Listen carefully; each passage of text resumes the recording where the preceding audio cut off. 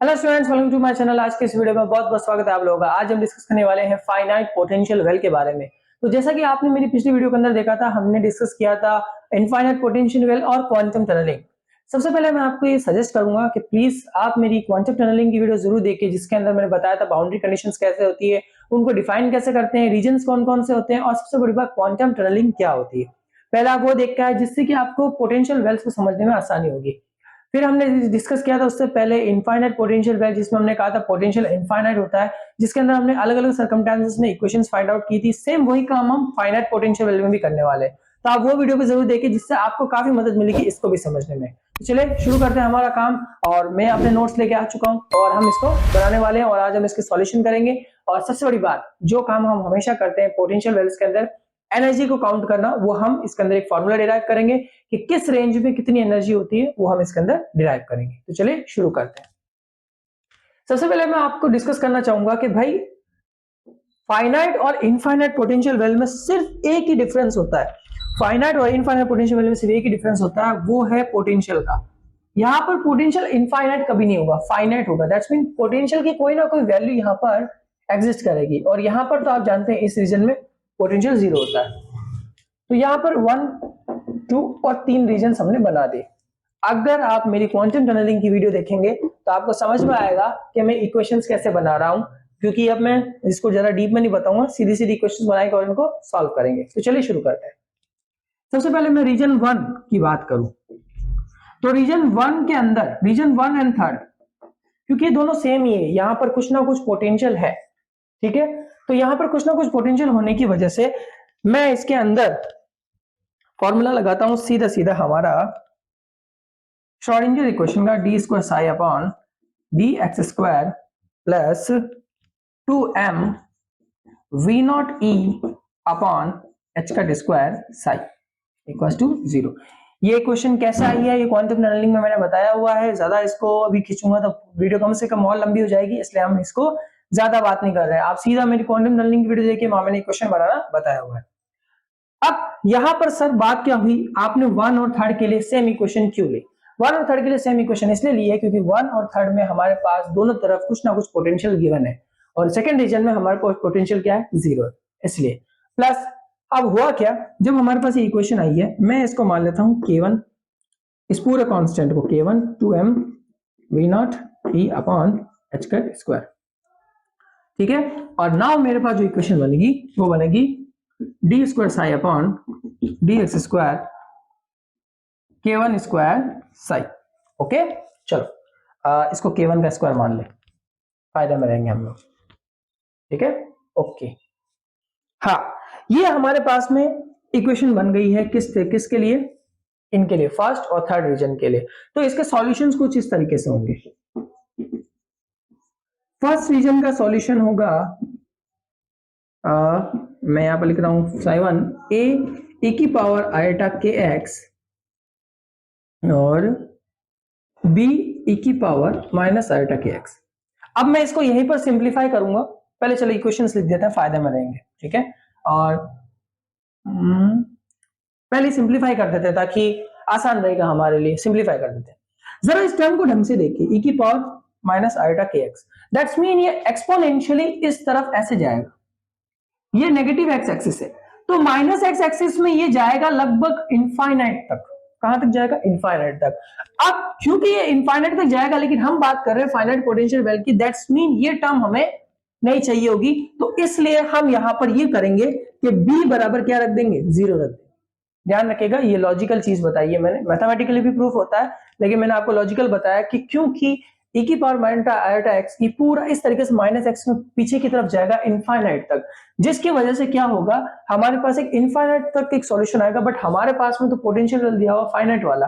That's mean ये हमारे काम का नहीं है, तो ये टर्म हमारे काम का नहीं है, तो हमने अब b इक्वल टू 0 माना, क्योंकि ये टर्म तो 0 नहीं हो सकती, तो ये टर्म 0 होगी, तो ये टर्म हमारे पास 0 हो जाएगी, तो एक कंप्लीट टर्म हमारे पास हट जाएगी, तो हमारे पास बचेगा सिर्फ ये वाली टर्म। ठीक है, चलो सेम चीज जब मैं थर्ड रीजन के साथ में करूंगा, थर्ड रीजन में मैं मानूंगा f e की पावर आयोटा के एक्स और g e की पावर माइनस आयोटा के एक्स। अब जरा ढंग से देखिएगा, थर्ड रीजन के अंदर एक्सपोनेंशियल का ये फंक्शन जो हमारा है आयटा के एक्स, ये इस तरफ ऐसे जाएगा, इस तरफ ऐसे जाएगा का मतलब है यहां पर इनफाइनाइट तक वैल्यू हमें प्राप्त होगी। अब इनफाइनाइट तक वैल्यू होगी, दैट्स मीन ये फंक्शन मेरे काम का नहीं है, तो यहां पर f कितना हो जाएगा, 0 हो जाएगा, सिर्फ ये वाला फंक्शन मुझे चाहिए। तो यहां पर मैंने रखेंगे थर्ड इक्वल्स टू f बराबर 0 g e की पावर माइनस आइटा के एक्स। याद रखिएगा मैं ऐसा क्यों कर रहा हूं, क्योंकि हम फाइनाइट पोटेंशियल वेल की बात कर रहे हैं, तो हमें इनफाइनाइट सॉल्यूशंस को हटाना पड़ेगा ताकि हम एक सही तरीके से बात कर सकें। क्योंकि अगर आपने मेरी क्वांटम टनलिंग की वीडियो देखी है तो उसमें मैंने ये बताया है कि ये टर्म्स क्या होते हैं, ये ए बी ये सब सारी टर्म्स क्या होती है।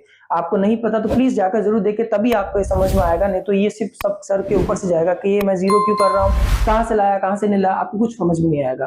तो प्लीज पहले जाकर वो वीडियो जरूर देखें, तभी ये चीज समझ में आएगी आपके। क्योंकि एक एक चीज को अगर मैं वापस यहाँ पर बताने बैठूं तो वीडियो कम से कम 1 से 1.5 घंटे की लंबी हो जाएगी, और इतनी हम वीडियो लंबी नहीं कर सकते। तो हमने यहाँ पर ये दो कंडीशंस अप्लाई की, हमारे पास फर्स्ट और थर्ड रीजन की ये इक्वेशन आ गई। अब मैं बात करता हूँ सेकंड इक्वेशन की। अब सेकंड इक्वेशन में क्योंकि मेरे पास पोटेंशियल की टर्म 0 है, दैट्स मीन वी नॉट मेरे पास कितना हो जाएगा, 0 हो जाएगा। चलो वी नॉट मेरे पास 0 हो जाएगा तो मैं यहाँ पे क्या करूंगा, मेरी पोटेंशियल की सेकंड इक्वेशन यहाँ पर लिख लूंगा। ओके, तो मेरी पोटेंशियल की सेकंड इक्वेशन अगर मैं लिखता हूं, पहले सॉरी स्ट्रेटजी इक्वेशन लिखता हूं, डेल स्क्वायर साई और del x square plus 2m e h cut square equals to 0। ये हमारे पास ये टर्म आएगी यहाँ पर। तो 2m e h cut square upon 0 और साई, ठीक है, ये साई 2 लिख लेते हैं क्योंकि ये हमने साई 1 लिया, यहाँ साई 1 लिख लेना। अब अगर हम इसके सॉल्यूशंस लिखें, इसको मैं ले लेता हूं k2 इक्वल्स टू k2 का square equals to 2me upon h cut का स्क्वायर, ये मैंने यहां लिखा है। तो इसको मैं k2 लिख लेता हूं अपनी सहूलियत के लिए, ठीक है, ये k1 लिखा हुआ है। अब अगर मैं इसका सॉल्यूशन लिखूं, मैं सॉल्यूशन लिख रहा हूं इसका डायरेक्टली, तो वो ये आएगा c cos kx k2x sorry हाँ k2x plus d sign k2x। ये हमारे पास दो सॉल्यूशंस हमारे पास यहां पर आ गए। अब इनको हम अलग नहीं करेंगे, अब इनको मैं अलग करूंगा लेकिन एक थोड़े ढंग के तरीके से। वो कैसे, मतलब इसमें से कोई भी टर्म 0 नहीं होगी, लेकिन इसको मैं थोड़ा अलग तरीके से लिखूंगा, वो जरा ढंग से देखिएगा। तो मैं अभी के लिए इन सब चीजों को हटा देता हूं क्योंकि ये काम की नहीं, अब सिर्फ हमारा सारा काम इन इक्वेशन से होगा। तो मैं ये वेल भी हटा रहा हूं ताकि मेरा बोर्ड बच जाए और हम आराम से चीजों को फाइंड आउट करके सॉल्यूशंस कर सकें।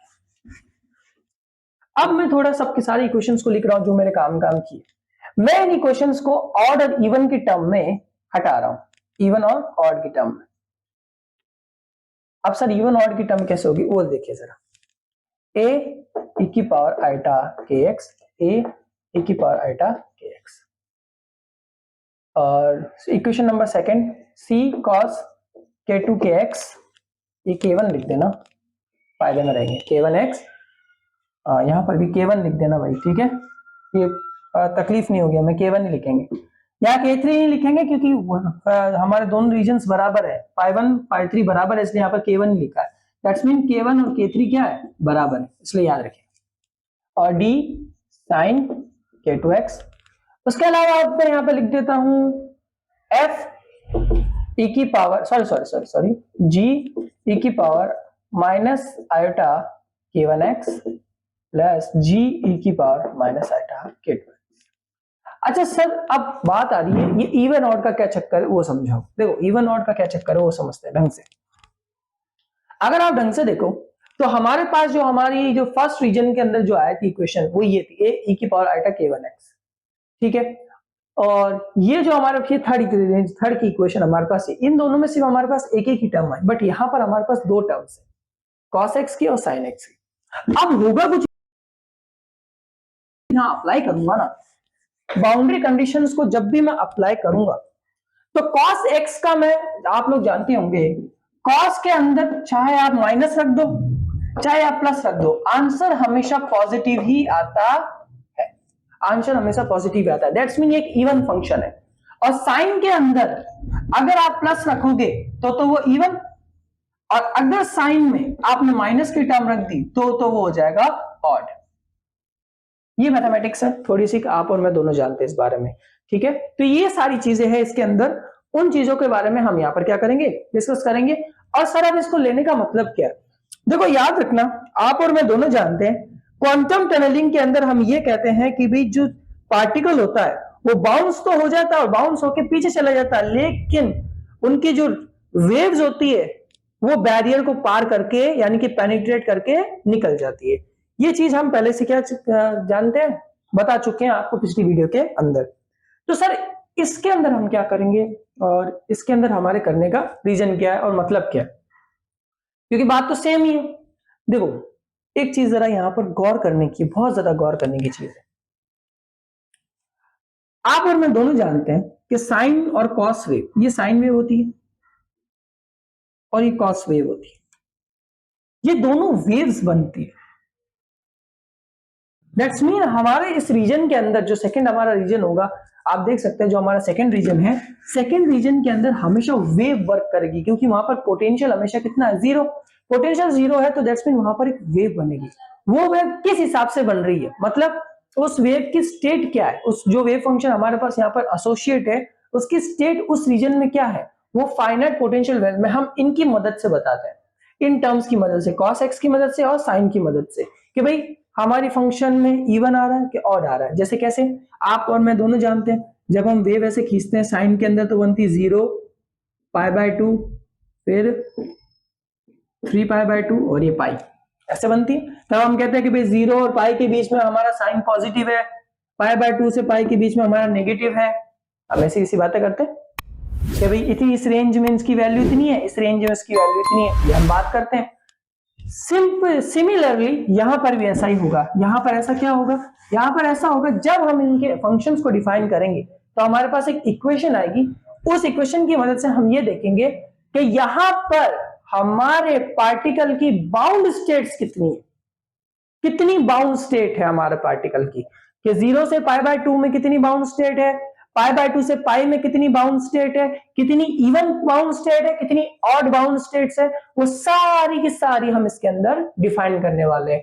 फाइनाइट पोटेंशियल वेल में हम यही करते हैं, क्योंकि फाइनाइट पोटेंशियल वेल में हमारे पास पोटेंशियल डिफाइन होता है, मतलब एक गिवन होता है, ज्यादा इतना हाई लेवल का नहीं होता, एक फाइनाइट टर्म तक होता है। दैट्स मीन वहां पर पार्टिकल की एक बाउंड्री हमारे पास अवेलेबल होगी, यानी कि पार्टिकल का एनर्जी फिगर हमारे पास होगा, लाइक पार्टिकल कितनी एनर्जी से बाउंड है, वो और किस स्टेट में, इवन में है कि ऑड में है, वो हम इसके अंदर देखेंगे और उसको सॉल्व करेंगे और हमारे पास एक आंसर आएगा और हम बता देंगे भाई पार्टिकल है इतना इवनली बाउंड है, इतना ऑड से बाउंड है, यानी कि इनके जो इवन और ऑड एनर्जी के फंक्शंस होंगे हम उसको यहाँ पर डिफाइन करेंगे। यही है फाइनाइट पोटेंशियल वेल का मकसद।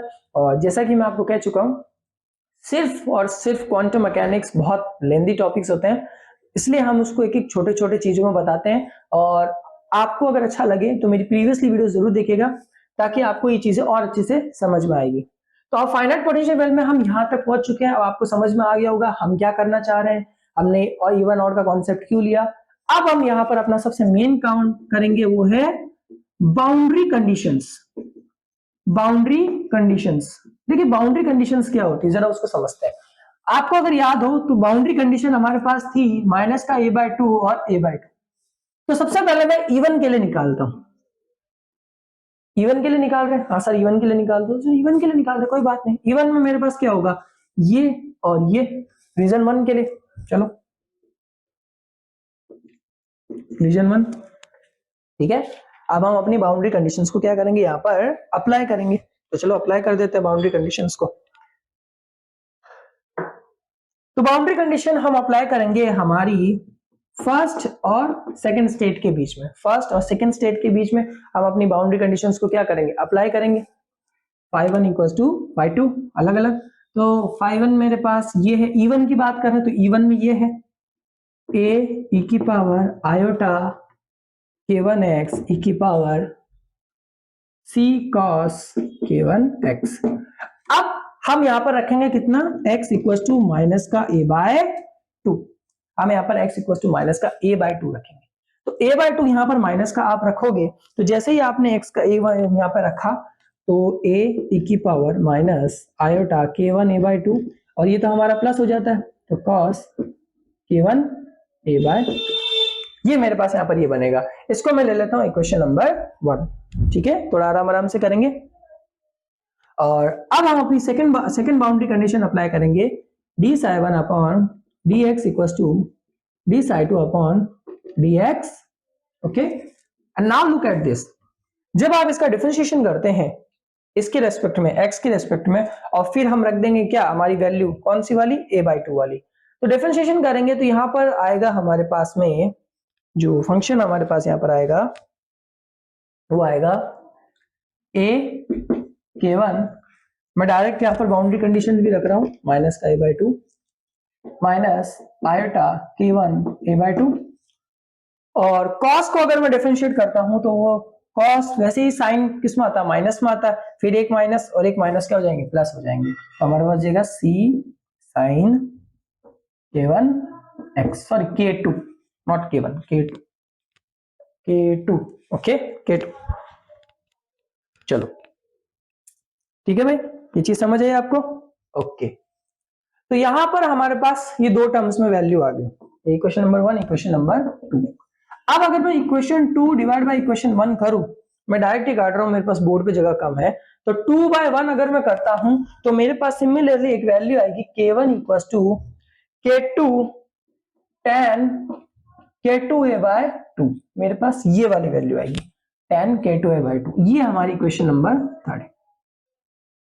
ध्यान रखना, ये k1 हमारा रीजन 1 के लिए और k2 हमारा रीजन 2 के लिए, ठीक है, याद रखना।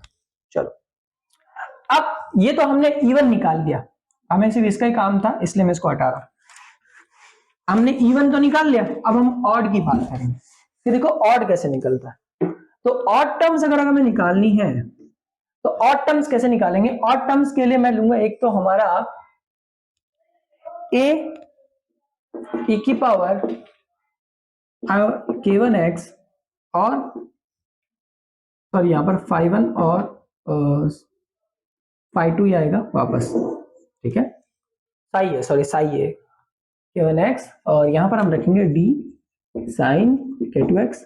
अब अगर मैं यहां पर अपनी वैल्यू रखता हूं, ये हटा देता हूं मैं, अब अगर मैं यहां पर अपनी वाली वैल्यू रखता हूं, कौन सी वाली वैल्यू भाई, माइनस वाली, हम x बराबर माइनस का a/2 ही रख रहे हैं, हाँ सर a/2 ही रख रहे हैं, तो रखो, तो रखा, तो भाई ये तो माइनस में आएगा, इसका आंसर ऑब्वियस सी बात है।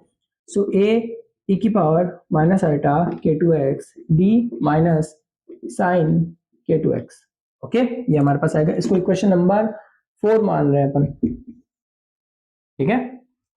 फिर हमारे पास सेकेंड बाउंड्री कंडीशन हमारी जो अप्लाई करेंगे वो आएगा d साई1 upon dx equal to d साई2 अपॉन dx। इसको हमने डिफरेंशिएट किया तो a k1 e की पावर माइनस आइटा k1x, और डायरेक्ट रख देते हैं तो a/2 आ जाएगा, और इसको हम रखते हैं, अप्लाई करते हैं तो cos पे चेंज होगा, और cos का तो माइनस में माइनस ही रहेगा, ये बात आप और मैं दोनों जानते हैं, ठीक है। हाँ ओके, तो cos के अंदर हमारा बनेगा d k2 cos k2 bye a/2, ये हमारी इक्वेशन नंबर 5। अब अगर मैं इक्वेशन 5 डिवाइड बाय इक्वेशन क्या कर दूं, 4 कर दूं, तो मेरे पास यहां पर एक टर्म मिलेगी मुझे, वो मिलेगी k1 equals to minus k2 cot k2 a/2। ये मेरे पास यहां पर दो टर्म्स मुझे मिलेगी, दो टर्म्स यहां पर मुझे मिलेगी। अब मेरा ऑड और इवन का काम खत्म हो गया बाउंड्री कंडीशंस का, अब सिर्फ इन दो इक्वेशन से हम सारा काम करेंगे, हमारा सारा काम इन दो इक्वेशन से होगा। तो मैं इनको यहां पर लिख रहा हूं, k1 k2 tan k2 a/2 minus k2 cot k2 a/2। चलो अब मैं आपकी मजे की बात बताऊंगा जो आराम से हो जाएगी, ठीक है। चलो अब हम यहां पर दो कांस्टेंट्स लेंगे, क्या लेंगे भाई, कांस्टेंट्स लेंगे, दो कांस्टेंट। चलो देखो दो कांस्टेंट्स कैसे लेंगे वो देखते हैं। मैं यहां पर ले रहा हूं कि भी अल्फा स्क्वायर n को मैं ले रहा हूं k2a/2 का होल स्क्वायर, मैं यहां पर ये लेता हूं, एक कांस्टेंट ले रहा हूं, ओके। और k2 की वैल्यू आप और मैं दोनों जानते हैं, वो होती है हमारी हमारे जो K2 स्क्वायर की वैल्यू होती है वो होती है 2me upon h cut square. तो K2 स्क्वायर की वैल्यू मेरी हो जाएगी 2me upon h cut square और ये हो जाएगा a स्क्वायर बाई 4। ये मेरी अल्फा स्क्वायर n की वैल्यू है। अब मैं एक कांस्टेंट और मानूंगा वो है आर स्क्वायर एन। अब ये क्यों मान रहा वो भी जरा समझिएगा, ठीक है, वो भी बताता हूं मैं आपको। तो उसको मैं ले लूंगा एम ए square v naught upon 2h cut square. Okay, ये हमारे पास एक कांस्टेंट की वैल्यू है। एक्चुअल में ये जो आर है ना, ये हमें यहाँ पर रेडियस बताता। क्या बताता? रेडियस। मैंने एक नोट लिखा है, वो नोट मैं आपको बताता हूँ, काफी इंटरेस्टिंग है क्योंकि मुझे ये समझाना था, इसलिए मैं ये नोट लिख के लाया हूँ। ये रहा मेरा नोट, यहाँ पे लिखा हुआ है। कहाँ गया? मैं ये नोट लिख के लाया था। हाँ, ये जो हमारी है वो रेडियस बता, ये बाउंड स्टेट की रेडियस को बताता है क्या एक्चुअल में हमारी रेडियस कितनी है। और अब मैं आपको एक मजे की बात बताऊंगा। यहाँ पर हमें रेडियस दी है, इसका मतलब क्या होगा? सर्कल बनेगा। सर्कल कैसे बनेगा वो भी देखिएगा। अभी आपको पता चलेगा सर्कल कैसे बनेगा। तो फिलहाल के लिए मैंने ये कांस्टेंट तो ये माना, इसकी क्या K2 स्क्वायर ए बाई की वैल्यू ये मानी, और यहां पर एक कांस्टेंट ये माना, इसकी मेरे पास यहाँ पर ये वैल्यू दे रखी है। ओके, चलो अब मैं क्या कर रहा हूं, alpha square n minus r square n कर रहा हूं। इन दोनों को माइनस किया तो मेरे पास जो टर्म आएगी वो आएगी M A square upon 2h cut square E minus V not. Okay, sorry V minus E not, V not minus E. चलो, और अब अगर इस टर्म्स को ढंग से देखेंगे, इस टर्म को ढंग से देखना, अगर मैं यहां पर ऊपर नीचे 4 का मल्टीप्लाई कर दूं, क्या कर दूं? 4 का मल्टीप्लाई कर दूं तो 4 M A square upon 2h का square 4 we not minus E. चलो,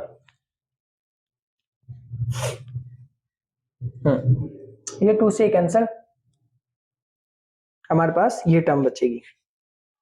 ओके, अब यहां पर एक चीज देखिए, अब मैं इसको थोड़ा सा अलग लिखूंगा, जरा वो देखिएगा। मैं इसको थोड़ा सा अलग लिखने वाला हूं, इसको थोड़ा सा अलग लिखेंगे। हाँ, इस टर्म में लिखेंगे 2m v not minus e upon h cut square a square by a by 2 का होल स्क्वायर। ये जो मेरी टर्म है ये है क्या? K1 ही तो है, हमने K1 माना था इसको। ओके, तो ये मेरा बनेगा K1 a बाई 2 का होल स्क्वायर। ठीक है, तो मतलब मेरी alpha square n minus r square n, ये मेरा बना K1 a बाई 2 का होल स्क्वायर। और अगर मैं इसका अंडर रूट लूं या फिर नहीं भी लूं, ठीक है, ले या नहीं ले, दोनों में एक ही बात है, ले या नहीं ले, फिर ले लेते हैं एक बार। मेरी इक्वेशन मैंने नोट्स में यही लिखा है, इसलिए मजाक कर रहा हूं क्योंकि ये तो टर्म्स आसान पड़ेगी। तो अगर एक समझदार आदमी जिसने थोड़ी सी भी मैथ्स पढ़ी हो उसको पता होगा कि ये इक्वेशन ऑफ सर्कल है, मतलब हमारा जो पार्टिकल होगा वो जिस बाउंड स्टेट के अंदर होगा वहां पर एक सर्कल जरूर प्रोड्यूस होगा। ठीक है, सर्कल जरूर प्रोड्यूस होगा, ये बात आपको याद रखनी होगी। अब सर कैसे होगा जरा वो भी देखिएगा। अभी मैं आपको एक सिंपल सा एक लॉजिक और बताता हूं, पहले हम इसकी इक्वेशंस को कंप्लीट कर लेते हैं। ठीक है, चलो, अब हमने कहीं पर कुछ लिखा था उसको हम यहां पर इस्तेमाल करेंगे। मेरी इस इक्वेशन का इस्तेमाल करूंगा, इस वाली का K1, इस दिन के दोनों तरफ अगर मैं a बाई 2 का मल्टीप्लाई कर दूं तो ये कुछ इस तरीके से बनेगा a by 2 K2 a by 2 10 K2 a by 2, ये बनेगा। ये K1 a बाई 2 इसके बराबर है, इसके बराबर है, बिल्कुल इसके बराबर है। और ये जो मेरा तकरीबन बराबर किसके? K1 के बराबर है। ठीक है, ये मेरा तकरीबन किसके बराबर है? K1 के। तो अगर आप इसको ढंग से देखो तो मैं इसको लिख सकता हूं alpha square n r square n, ये मेरा टोटल टर्म अल्फा एन है, ये हमने भी माना था, ये रहा। तो ये alpha n tan alpha n हो जाएगा। सिमिलरली थोड़ा समझने में दिक्कत आ रहा होगा, ध्यान रखिएगा, इसके लिए मैं कह रहा हूं सबसे पहले मेरी क्वांटम वेल्स की वीडियो देख लीजिए, तभी आसानी से समझ आएगा, नहीं तो नहीं आएगा। मैं फिर से कह देता हूं आपको, अगर पहली बार कोई आती है इस वीडियो को देख रहा है तो उसको बिल्कुल समझ नहीं आएगा। मेरी टनलिंग की वीडियो और इनफाइनाइट पोटेंशियल वेल की वीडियो पहले जरूर देख लें। Alpha square n minus r square n equals to alpha n tan alpha n. ठीक है, हमारे पास ये इक्वेशन है। अब मैं इस इक्वेशन को लेता हूं, इस वाले को, और अगर इसमें मैं मल्टीप्लाई करता हूं a बाय 2 का, तो अगर एक चीज ढंग से देखो तो ये हमारा इवन से मिला था और ये हमें ऑड से मिला था। अगर आपको याद हो, ये हमें इवन देता है और ये हमें ऑड देता है। ये हमें इवन वैल्यू देता है और ये हमें ऑड वैल्यू देता है। ठीक है भाई, ये हमें इवन देता है और ये हमें ऑड वैल्यू देता है। तो अगर मैं आपके सामने बात करूं, छोटी सी बात करूं, अगर इन दोनों को मैं a बाय 2 से मल्टीप्लाई करूं तो ये मेरा बनेगा, मैं डायरेक्ट लिख रहा हूं, alpha square n minus r square n equals to, ये K2 बनेगा तो ये बनेगा alpha n cot alpha n. तो मतलब आप जानते हैं इस बात को कि ये टर्म रेडियस को बताता है। ठीक है, कि हमारा जो सर्कल की इक्वेशन होती है उसमें टर्म्स हमारी रेडियस की टर्म्स बताती है। तो यहां पर एक ग्राफ है, उस ग्राफ से आपको कंप्लीट समझ में आ जाएगा कि हम इस पूरे पछड़े के पीछे कारण क्या है। ठीक है, वो ग्राफ मैं यहां से ड्रॉ करता हूं, इसलिए ये देखो,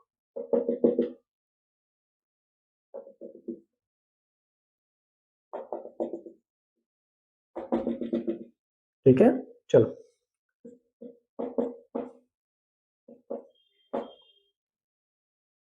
जीरो से पाई बाय 2, पाई और 3 पाई बाय 2, और ये माइनस का alpha n cot alpha n. हाँ, अब आप और हम जानते हैं, अगर आपने वेव्स पढ़ी है, साइन वेव, कॉस वेव, उसके अंदर आप जानते होंगे 0 से पाई बाय 2 में हमेशा हमारे पास चाहे साइन हो चाहे कॉस हो, हमेशा हमारे पास आंसर पॉजिटिव ही आता है। और अगर पाई बाय 2 से पाई में हमारे पास एक नेगेटिव आंसर आता है, दैट्स मीन वो फंक्शन ऑड होता है। तो हम यहाँ पर ये कहना चाह रहे हैं कि जब हमारा पार्टिकल पोटेंशियल वेल के अंदर होगा और वो वेव बनाते हुए, पेनिट्रेट करते हुए दीवार से आगे बढ़ेगा, मतलब ये जो हमारा वेल है, इस वेल में मेरा पोटेंशियल जब ऐसे आगे बढ़ेगा, चाहे वो ऐसे जाए, चाहे वो ऐसे जाए, चाहे वो ऐसे जाए, जब वो जाएगा तो वो वेव बनाएगा। ये बात पक्की हो गई कि वो वेव बनाएगा। वो वेव बनाते हुए कितनी स्टेट्स से गुजरेगा, कितनी बाउंड स्टेट से गुजरेगा, साइन में, कॉस में, कितनी बाउंड स्टेट से गुजरेगा, even bound state, odd bound state, और वो कितनी तरीके से गुजरते हुए हमारे पार्टिकल को, यानी सॉरी हमारे वेल को पार कर जाएगा। ये पूरा जो इक्वेशन है वो इसी को बताता है कि एक पार्टिकल जब पोटेंशियल वेल में एंटर होता है, जब वो एंटर होके वेव बनाता है और वेव बनाते हुए उस वेल को पेनिट्रेट करते हुए वो बाहर निकलता है, तो जब वो बाहर निकलेगा तो उससे पहले पहले वो पोटेंशियल वेल के अंदर किस हिसाब से अपनी परफॉर्मेंस देगा, यानी कि किस हिसाब से वेव बनाएगा, उसी को बताने के लिए हमने ये सारी इक्वेशंस बनाई है। ठीक है, और यहां पर जब हमारा पार्टिकल चलेगा, जैसे ऐसे जा रहा है या फिर ऐसे, यहां ऐसे, तो वो कितनी स्टेट से गुजरेगा, लाइक कितनी बाउंड स्टेट से गुजरेगा, even bound state, odd bound states, कितनी तरीके से गुजरेगा, वो हम यहां पर इस हिसाब से डिफाइन करते हैं। तो ये एक्चुअल में हमारा 0 से पाई बाय 2 ये भी एंड नहीं हुआ है, ये तो अभी शुरू हुआ, क्योंकि अब एक लास्ट जो ग्राफ बनेगा वो ग्राफ ही हर चीज को तय करता है। वो क्या है, जरा ढंग से देखिएगा। एक छोटा सा डायग्राम है, वो बहुत इंपॉर्टेंट है और वही सबसे इंपॉर्टेंट यहाँ पर रोल प्ले करेगा। और वो क्या है, पहले मैं वो डायग्राम बनाऊंगा फिर इक्वेशंस लिखूंगा मैं उसकी।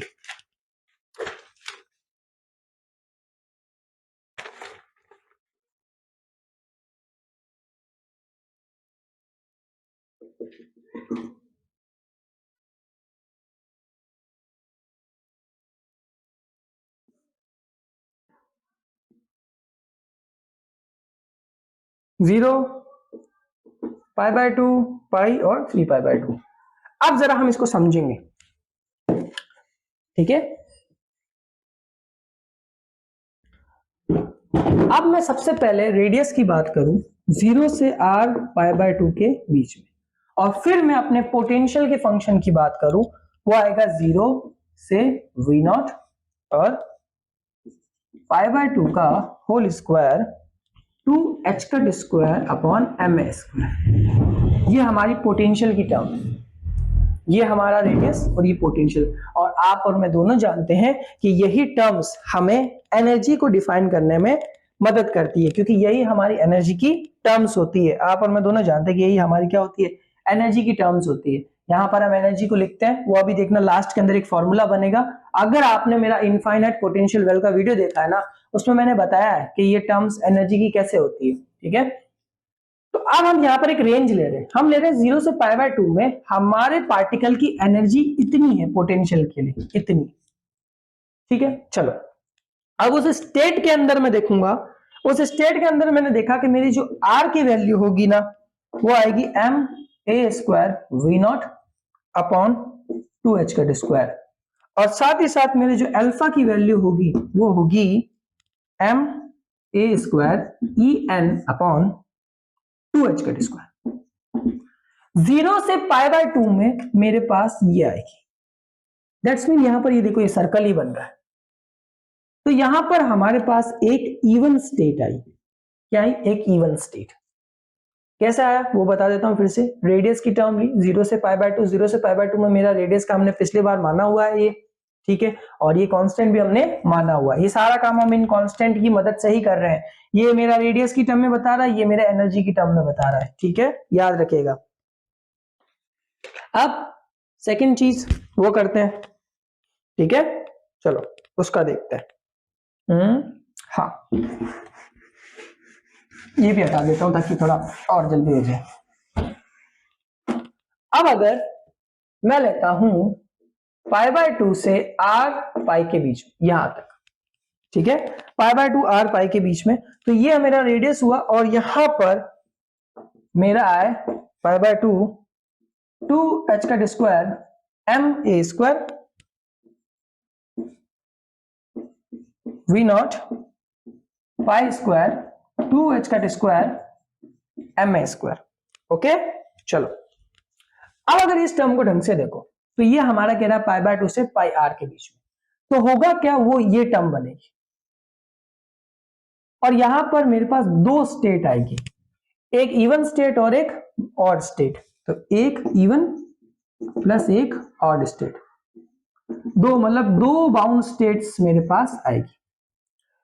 अभी आपको ये समझ में नहीं आ रहा होगा कि मैं ये कैसे ले रहा हूं। अगर आपको अभी इसको समझना है, मैं अभी आपको और बताऊंगा कि सब कुछ हो कैसे रहा है और मैं यहाँ पर इसको बना कैसे रहा हूं। मैं आपको डिटेल में समझाऊंगा, फिक्र मत कीजिएगा, आपको सब समझ में आएगा कि यहाँ पर क्या चल रहा है, मैंने क्या किया है, मैं कैसे बना रहा हूं, आपको सब समझ में आएगा। बस थोड़ी देर रुकिए, आपको लास्ट में जो टर्म निकलेगी उससे आपको समझ में आ जाएगा, ठीक है। इसी तरीके से जब हम चलते रहेंगे चलते रहेंगे चलते रहेंगे, मैं आप ज्यादा नहीं लूंगा, सिर्फ इतनी टर्म्स लूंगा। जब हम चलते रहेंगे तो चलते चलते चलते हमारे पास लास्ट में जो जनरल एक्सप्रेशन बनेगा, जनरल एक्सप्रेशन बनेगा, सॉरी स्पेलिंग गलत हो गई, एक्सप्रेशन लिख दिया,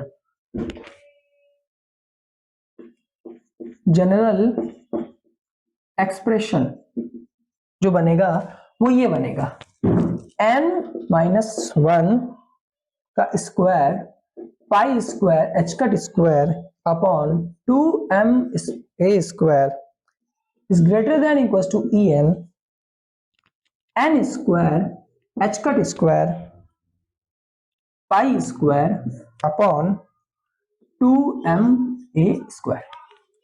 यानी कि ये कुछ इस तरीके से स्टार्ट होगा कि जब आप यहां पर n बराबर 2 रखेंगे तो आपके पास ये मिलेगा, ये टर्म जो हमारी शुरू में आई थी अभी, और यहां रखोगे तो 4 आएगा, फिर 4 उस 2 को काटेगा तो हमारे पास वो टर्म आएगी, पता है अभी भी निकाली।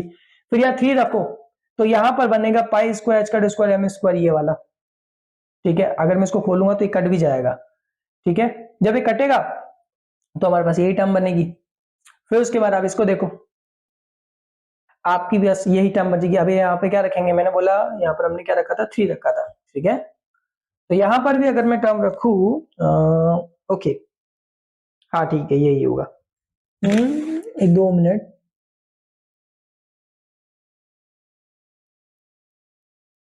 Okay okay okay. यहाँ पर n बराबर 1 से स्टार्ट करेंगे, तो 1 से करेंगे तो ये टर्म तो हमारी कंप्लीट 0 हो जाएगी, फिर हमारे पास सिर्फ यही टर्म बचेगी, ठीक है। फिर हम 2 रखेंगे तो ये मिलेगा, 3 रखेंगे तो वो 9 मिलेगा। ऐसे करते करते हमारे पास n बराबर 1 से स्टार्ट करेंगे, मैंने n बराबर 2 से स्टार्ट किया था, गलत है, n बराबर 1 से स्टार्ट करना है। तो इस तरीके से हमारे पास ये सारी टर्म्स हमें मिलेगी बाउंड स्टेट से। तो बाउंड स्टेट से हमारी जो टर्म्स हमें यहाँ पर मिलना स्टार्ट होगी वो हमें एक्चुअल में ये बताएगी कि हमारा जो पार्टिकल है वो किस वेल के अंदर किस हिसाब से जा रहा है। जैसे कि ये एक मेरा एक पार्टिकल का जो डायग्राम है मेरे पास वो ऐसे जा रहा है, एक मेरा ऐसे जा रहा है, ठीक है, और एक मेरा ऐसे करके ऐसे जा रहा है। ये मेरा जा रहा है n बराबर 1 के लिए, ये मेरा जा रहा है n बराबर 2 के लिए, ये मेरा जा रहा है n बराबर 3 के लिए।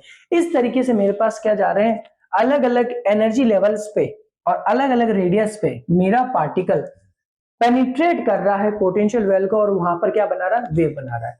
अब मैं एक लास्ट बात जो कहना चाहूंगा, हो सकता है इस वीडियो के अंदर कुछ चीजें बहुत ज्यादा डीप थी, समझ में ना आई हो या मैं ढंग से एक्सप्लेन नहीं कर पाया, लेकिन मैं एक छोटी सी बात इस वीडियो के बारे में कहना चाहूंगा।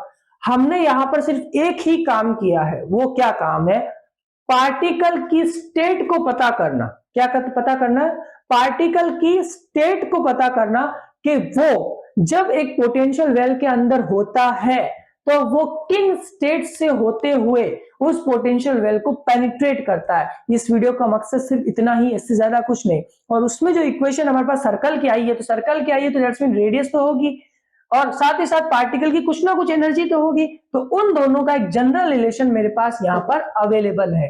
अब ये वीडियो के अंदर मैंने इतना कुछ बताया, हो सकता है नहीं समझ में आया हो काफी को, तो मेरी प्लीज क्वांटम टनलिंग की और इनफाइनाइट पोटेंशियल वेल की वीडियो जरूर देखें और इसके क्वेश्चन जरूर करें। मैं भी कराऊंगा इसके क्वेश्चंस, लेकिन फिलहाल आप इसके क्वेश्चन खुद करने की कोशिश कीजिएगा। मिलते हैं हमारे नेक्स्ट वीडियो में, और अगर इस वीडियो के अंदर कुछ समझ में नहीं आया हो तो प्लीज मुझे कमेंट के अंदर जरूर बताइएगा। मैं अगली बार इससे अच्छी और इसी टॉपिक पे वीडियो लाने की कोशिश करूंगा। मिलते हैं हमारे नेक्स्ट वीडियो पे, सब्सक्राइब करें, लाइक करें और शेयर करना ना भूलें। अगली वीडियो हमारी होगी मल्टी पोटेंशियल वेल, यानी कि बहुत सारा जो होते हैं potential well, multi potential well, मतलब हमने अभी 1D पढ़ा, 2D पढ़ा, 3D भी आ जाएगा। तो किस तरीके से वर्क करते हैं मल्टी पोटेंशियल वेल्स, उसके अंदर हम बात करेंगे। मिलते हैं हमारे नेक्स्ट वीडियो में, सब्सक्राइब करें, लाइक करें और शेयर करना ना भूलें।